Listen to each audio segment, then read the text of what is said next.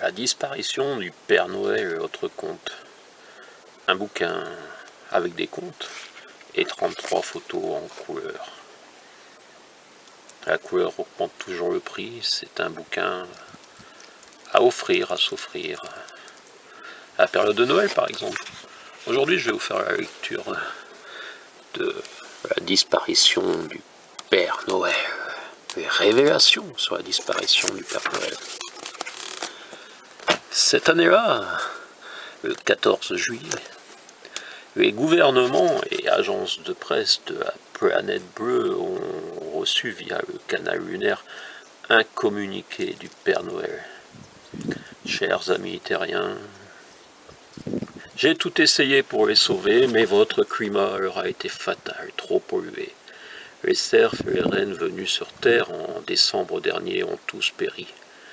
Les grandes forêts de notre paradis rouge et blanc demeurent certes encore amplement peuplées, mais les éléphants et les biches ont tellement pleuré que c'est la première grève générale de notre sphère. Tous refusent de se préparer au long voyage vers votre planète.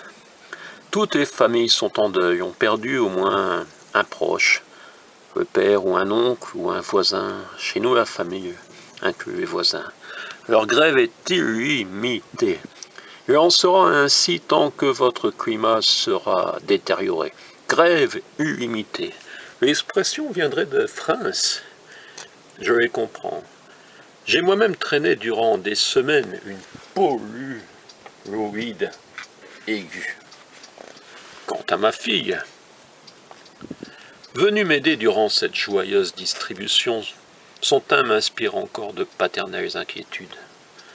Je vous laisse le soin d'annoncer aux enfants de la terre ce drame. J'espère revenir un jour, mais il faut choisir entre les cheminées d'usine, les pesticides, les voitures et le sourire des enfants. L'idéologie de la croissance tue la vie, a récemment écrit un de vos romanciers. Je me permets un conseil, lisez ces livres, suivez ces recommandations. Je compte sur votre lucidité, votre bonté, votre soif du merveilleux, votre amour des enfants. Votre dévoué, le Père Noël. Ce fut l'incrédulité. Tu sais, la bonne blague qu'on a reçue fut sûrement la phrase la plus entendue ce jour-là dans les agences de presse. De nombreux ministres de la réception des données intersidérales hésitèrent à faire remonter l'information. Mais les services secrets authentifièrent l'origine indiscutable du message. Et chaque pays réagit de manière assez similaire. La dépêche fut classée au dossier secret jusqu'à nouvel ordre et toute personne en ayant eu connaissance dut jurer de ne jamais la révéler. Il y eut peu de récalcitrants, donc peu de transferts en rééducation, encore moins d'exécution. Dans chaque pays, la dépêche devint une affaire d'État. En France, par exemple, lors d'un conseil des ministres extraordinaire, le ministre de l'Industrie se voulut solennel. Monsieur le vénérable président de la République de la France, chers collègues, nos industries sont les plus modernes et les moins polluantes du monde, et je peux affirmer de manière catégorique et sincère que le grand nuage de pollution observé sur certains pays en fin d'année dernière s'est arrêté à la frontière allemande. Les services spécialisés du ministère sont formels, les serfs du Père Noël venus en France sont donc indemnes. Je vous le parie, notre beau et grand pays sera le seul où les enfants ne verseront aucune larme de chagrin. Je suis optimiste. Il ne faut jamais se résoudre à la sinistrose. Le Père Noël sera des nôtres.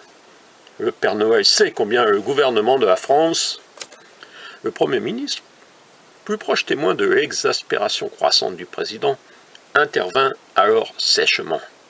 Il convient de préciser que la plus haute autorité de cet État, après s'être discrètement gratté l'oreille droite, s'arracher quelques croûtes dans la gauche, signe indiscutable d'un bouillonnement interne.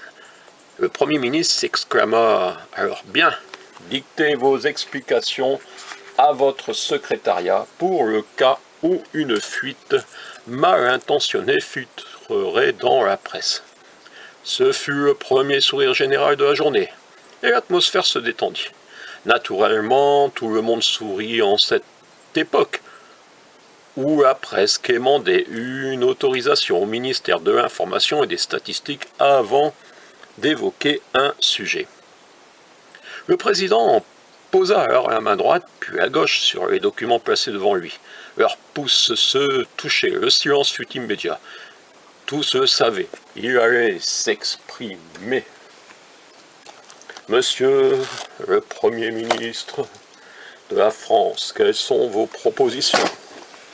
« Monsieur le vénérable président de la République de la France, j'avoue être confronté à une situation sans précédent dans notre illustre histoire.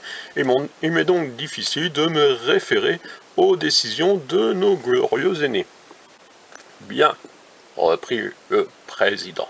« Ayant prédit votre analyse, j'ai personnellement, au nom de la France éternelle, pris l'initiative ce matin même d'appeler mes amis les chefs d'État des pays phares de l'humanité. Après les traditionnels sujets, je vous épargne le détail des guerres, émeutes et de l'inflation galopante à tenir par la bride d'une main ferme. Après ces dossiers qui font le quotidien de ma vocation, cette dépêche fut évoquée. Et sur ma proposition, nous avons décrété un grand plan aussitôt baptisé « Barbe Blanche ». Vous allez demander quel est ce plan, je vais vous le dire.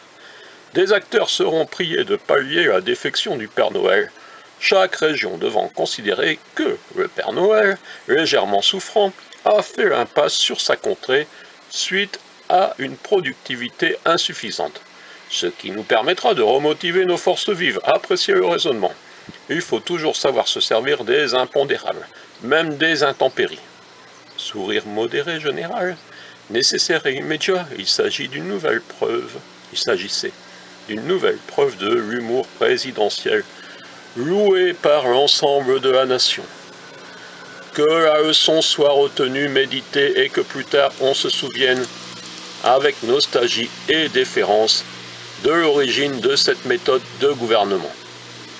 Le Premier ministre ouvrit simplement la bouche, il témoignait ainsi avoir préparé un alexandrin pour glorifier ce haut fait. Mais le président majestueux leva solennellement la main gauche, ce qui, dans cette sphère du pouvoir, a toujours signifié laisser poursuivre ma communication sans même la perturber par des acclamations. Le président enchaîna. Le Père Noël est donc officiellement légèrement indisposé, ce qui est, vous en conviendrez, l'expression la plus proche de la réalité que nous puissions offrir à notre bon, fidèle et laborieux peuple. Que surtout, et j'insiste sur ce point, que surtout, personne ne puisse supposer que la vieillesse du Père Noël pourrait être cause de cette défection. Le Père Noël, comme tout être d'exception, vit au-delà des contingences de l'âge. Vous commanderez d'ailleurs à nos journaux les plus lus des dossiers sur nos fringants centenaires. Le Premier ministre opina immédiatement, mais quelques ministres surent traduire une légère vibration des sourcils par « Où vais-je trouver des fringants centenaires ?» Naturellement, il n'aurait pu exprimer pareille difficulté, et d'ailleurs le président concluait. J'ai par ailleurs personnellement écrit au Père Noël pour lui proposer les services de nos plus éminents vétérinaires et lui ai par ailleurs proposé la capture des cervidés de la terre pour repeupler ces forêts. J'ai naturellement apporté mon expérience de cas certes différents, nous ne parlons plus de serfs mais d'ouvriers. Néanmoins, des esprits vaillants et brillants comme lui et moi peuvent comprendre les similitudes. En résumé, je lui ai conseillé d'offrir aux meneurs des frondeurs, car il s'agit toujours dans ces cas-là de quelques anarchistes qui trompent les foules, d'offrir à ces fortes têtes un agréable séjour dans les plus vertes prairies de la galaxie. La séance fut levée après le traditionnel « Nul n'ayant d'éléments essentiels complémentaires, le Conseil des ministres de la République de la France éternelle s'achève sur ces modestes et vénérables propos. Cette année-là, les enfants n'y virent que du feu. La version officielle fut naturellement propagée sans la moindre contradiction. Et le bon peuple fut heureux. Puis les industriels proposèrent de s'occuper de cette tradition et le palais présidentiel approuva. Missionna les intermédiaires les plus généreux, lors du tout aussi traditionnel congrès propice aux modestes cadeaux aux vénérables serviteurs de la nation, et les parents s'habituèrent. Des tenues rouges et blanches furent fabriquées en série, nulle carrure n'ayant été oubliée, des nains aux géants, conformément au manuel des recommandations ministérielles. Cette figure de notre petite histoire nationale décéda sans avoir obtenu de réponse du Père Noël. Ce fut sans conteste son plus grand chagrin. Sous sa tenue officielle d'ancien président de la République, le vieillard ne quittait plus une tunique rouge et blanche taillée sur mesure. Son épouse confia au cercle restreint des derniers fidèles. Jusqu'à l'ultime instant, il a espéré, il me questionnait du regard. Aucun ministre n'avait naturellement osé supposer devant lui que les cervidés de nos forêts seraient incapables de tirer des traîneaux dans le ciel. Peut-être qu'aucun y a pensé d'ailleurs. Les derniers protagonistes vivants de cette époque sont naturellement à la retraite.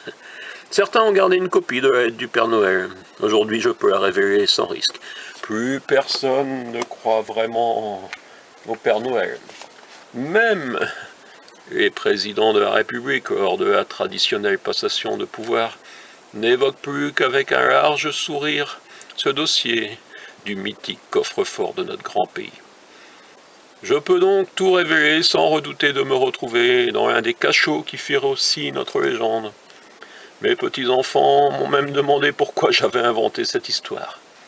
La vérité est souvent incroyable. Et il y a le reste. D'autres contes nés dans ce Quercy. Voilà, vous pouvez les découvrir dans ce bouquin ou de temps en temps les retrouver sur ma chaîne YouTube. Voilà, il en est ainsi. Quelques bouquins non vus dans les grands médias et qui pourtant existent. Vous pouvez les découvrir tout doucement. Disparition du Père Noël, disparition de Stéphane Ternoise. Tout disparaît. Et pourtant, il y a bien eu le miracle de Montcuq. Étonnant, non?